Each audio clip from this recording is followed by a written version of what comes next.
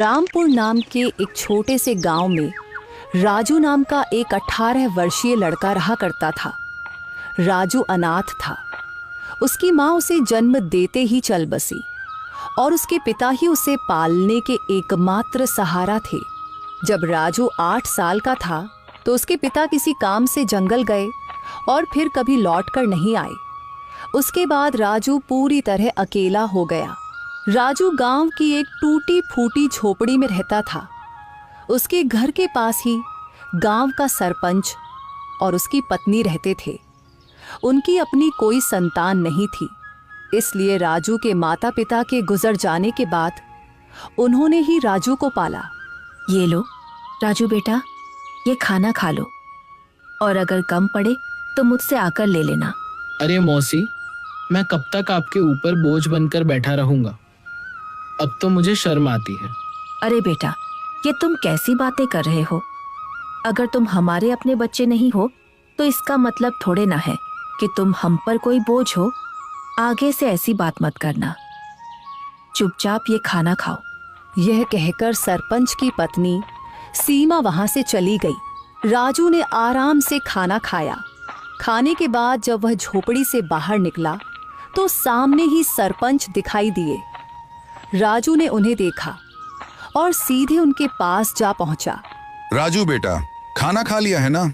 जी सरपंच साहब, अभी अभी मौसी खाना देकर गई थी और मैं वही खाकर घर से निकला हूँ। हाँ, अच्छा किया। अब तुम बड़े हो गए हो बेटे, अपना ख्याल रखना सीखो। जी सरपंच जी, 8 वर्ष की उम्र से लेकर अब तक आप ही मेरा ख्याल रखते आए हैं, पर अब मुझे शर्म आने लगी है।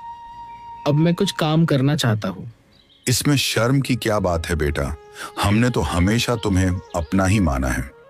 लेकिन अगर तुम्हारा मन फिर भी कुछ करने का है तो सुनो, गांव के पास वाला जंगल अब पहले जैसा खतरनाक नहीं रहा।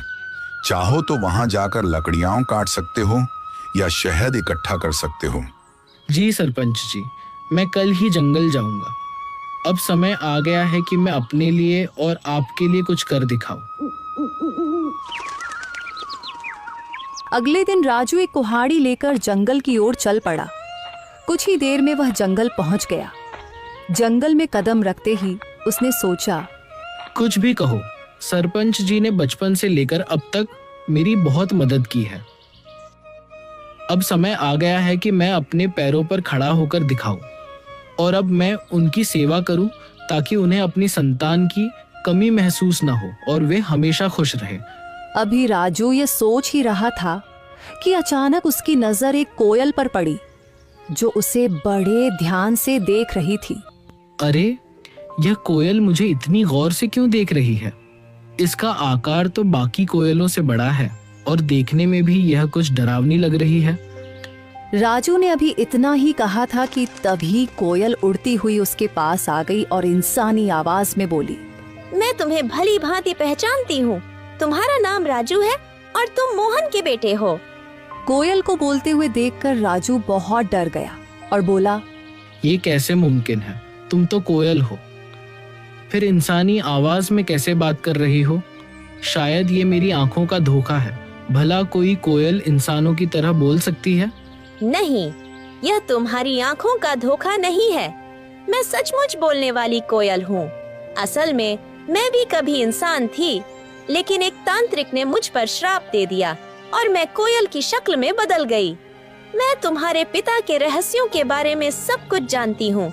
वे कुछ समय पहले जंगल गए थे और फिर कभी वापस नहीं आए। अरे, न जाने कौन हो तुम। मैं ऐसे कैसे तुम्हारी बात पर विश्वास करूं? कभी सोचा है तुमने?